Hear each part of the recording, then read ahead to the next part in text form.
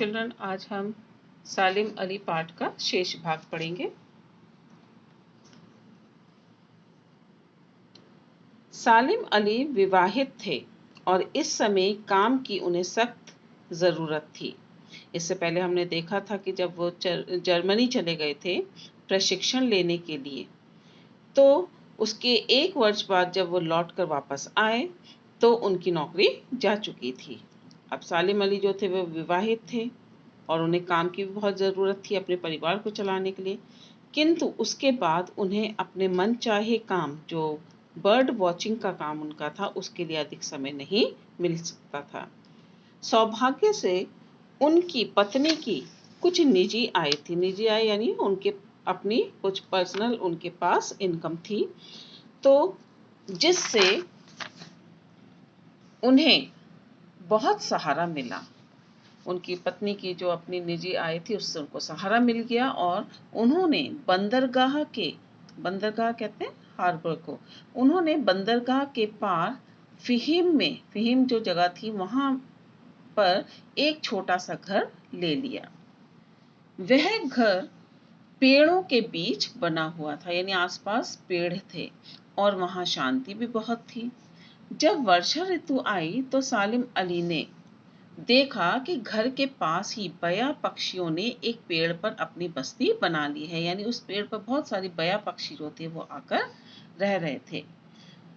तब तक बया पक्षी के बारे में लोगों को कुछ ज्यादा जानकारी नहीं थी, यानी इस पक्षी के बारे में, बया पक्षी के बारे में लोगों को अधिक जानकारियां नहीं थी। इन पक्षियों का अध्ययन करने का सालिम अली के लिए एक सुनहरा अवसर था, इसलिए, और पक्षी जो कि उनके घर के बिल्कुल पास के पेड़ पर बसेरा किए हुए थे, इसलिए ये उनके लिए, सालिम अली के लिए बहुत ही सुनहरा अवसर था कि वो उनके बारे में जानकारी हासिल कर सकें। 3-4 महीने तक वे रोज घंटों बैठे बड़े धीरज से इन पक्षियों को वहां कार्यरत देखते, यानी किस तरह से उड़कर जाते, वापस आते, क्या करते, पक्षियों पर गहरी निगरानी वे कर रहे थे। उनका बड़े ध्यान से उनकी हर गतिविधि को देखा करते थे। सन 1930 में उन्होंने इस अध्ययन के परिणाम को प्रकाशित किया। उसके बाद उन्होंने 1930 में अपना एक लेख लिखा, जिसमें उन्होंने अपना अध्ययन, जो वे बैठकर रोज घंटों उन बया पक्षियों के कार्यकलाप को देखा करते थे, उसके विषय में उन्होंने प्रकाशित किया, एक बुक पब्लिश की। तो उन्हें पक्षी विज्ञान यानी ऑर्निथोलॉजी में खूब ख्याति मिली। जब उसके बारे पर उनकी जब वो बुक प्रकाशित हुई, उनका लेख जब प्रकाशित हुआ, लोगों तक पहुंचा, तो उनकी खूब ख्याति मिली, उनको बहुत प्रसिद्धि मिली। जो महीने उन्होंने बया पक्षियों के अध्ययन करते हुए बिताए थे, उससे उन्हें स्वयं परीक्षण और प्रशिक्षण का महत्व समझ में आ गया। उन्होंने जो भी परीक्षण किए थे, जो भी उन्होंने अपनी निगरानी में जो भी अध्ययन किया था, और जो भी वह बैठ के घंटों जो देखा करते थे, उससे महत्व उनको समझ में आ गया था। यानी वे समझ गए थे कि अगर पक्षियों के विषय में गहराई से उनके बारे में जानना है, समझना है, तो इस ओर उनको ध्यान देना पड़ेगा, इस ओर उनको ध्यान देना पड़ेगा और उस पर गहरी निगरानी की आवश्यकता है। उन्होंने ये भी जाना कि आंखें बंद करके किसी की बात को, चाहे वे कितने भी प्रसिद्ध व्यक्ति ही क्यों ना हो, स्वीकार नहीं करना चाहिए, क्योंकि उससे पहले उन्होंने कई और पक्षी प्रेमी जो थे उनके लेखों को पढ़ा था, उनके बारे में जाना था, उन्होंने जो लेख लिखे थे उनको पढ़ा था। लेकिन जब उन्होंने स्वयं अध्ययन किया तो उन्होंने उसमें कई विभिन्नताएं पाई थी। तो उसके बाद उन्होंने ये जान लिया था कि हर किसी पर आंखें बंद करके विश्वास नहीं करना चाहिए, ना ही उनकी बात को स्वीकार करना चाहिए। वे अपने पर्यवेक्षण के परिणामों को बार बार जांचते थे और वो जो भी जानकारी हासिल करते थे उसके बारे में अनेकों बार जांच किया करते थे और जल्दी किसी परिणाम पर नहीं पहुंचते थे। किनके विषय में कहा जा रहा है ये? अन्य पक्षी प्रेमी, क्योंकि वो परीक्षण यानी वो कई बार निगरानी करते थे, कई बार वो व्यवहारिक शिक्षा उनके बारे में प्राप्त करते थे पक्षियों के बारे में अन्य जो पक्षी प्रेमी थे, और उनको जांचते भी थे बार बार, लेकिन फिर भी उसके बाद भी वो किसी परिणाम पर पहुंच नहीं पाते थे। इससे उनके विचारों और राय को आधिकारिक माना जाने लगा। अब लेकिन जो सालिम अली थे वो अपने विचारों को सही रूप में और सही प्रमाण के आधार पर रखते थे, इसलिए उनके जो भी विचार थे या उनकी जो राय थी उनको आधिकारिक मान लिया जाता था, उसको सही मान लिया जाता था। और इसी कारण कई बार उनका टकराव वरिष्ठ पक्षी प्रेमियों से भी हुआ, और यही कारण था कि कई बात पर उनका टकराव हो जाता था। किनसे? वरिष्ठ, उनसे जो सीनियर पक्षी प्रेमी थे उनसे कई बार किन्हीं विचारों पर मतभेद हो जाया करता था। इसका प्रसिद्ध उदाहरण है रैकेट टेल्ड ड्रोंगो में दुम की परों का निकलना। इस विषय पर उनका मतभेद हो चुका था। एक प्रसिद्ध पक्षी विज्ञानी जो थे उन्होंने कहा कि सालिम अली का प्रेषण गलत है, यानी वे जो निगरानी करते हैं, जो देखते हैं और बताते हैं वो गलत है। लेकिन अंततः सालिम अली ही ठीक निकले। लेकिन बाद में जब उनकी बात को, सालिम अली की बात को परखा गया, जांचा गया, तो उनकी बात सही निकली। उनका फिन बया की जो एक किस्म थी, एक नस्ल थी फिन, उसकी खोज करने में भी महत्वपूर्ण योगदान सालिम अली का रहा है।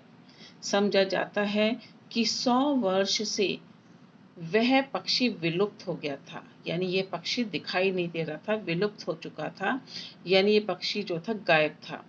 मगर सालिम अली ने कुमाऊं की पहाड़ियों में इस पक्षी को खोज निकाला था। तो ये एक बहुत ही अपने आप में अनमोल कह सकते हैं या मुख्य खोज थी उनके द्वारा की गई। अपने बचपन में सालिम अली को भारतीय पक्षियों पर एक अच्छी पुस्तक की कमी बहुत खलती थी। बचपन में सालिम, क्योंकि बचपन से ही उनका लगाव पक्षियों के विषय में रहा था, और बचपन में जब सालिम अली जो भारतीय पक्षियों पर जो पुस्तकें होती थी, जब उन्हें पढ़ते थे तो उन्हें उसमें एक कमी अक्सर खटकती थी। और वो क्या थी कि जो कुछ भी पुस्तकें उपलब्ध थी उस समय, जब वे पढ़ा करते थे तो वे पाते थे कि उसमें चित्र ही नहीं होते थे और केवल उकता देने वाला विस्तृत वर्णन हुआ करता था, यानी उसमें सिर्फ लेख ही लेख लिखे होते थे, वर्णन किया गया होता था पक्षियों के विषय में, लेकिन चित्र नहीं होते थे। तो ये बात जो थी, पुस्तकों में चिड़ियों के बारे में, पक्षियों के बारे में बताया जा रहा है, लेकिन उस पक्षी का चित्र ही नहीं है, तो ये बात उनको खला करती थी। ऐसी पुस्तकें पक्षियों के प्रति उत्साह बढ़ाने के स्थान पर उसे बिल्कुल खत्म कर देती हैं। उनको ये लगता था कि पक्षियों के विषय में जो जानकारी प्राप्त करनी है उसको पुस्तकें पढ़ तो रहे हैं हम, लेकिन पक्षियों के चित्र ना होने के कारण जो उत्साह होता है उस पक्षी के बारे में जानने का, वो समाप्त हो जाता है, विशेषकर बच्चों में।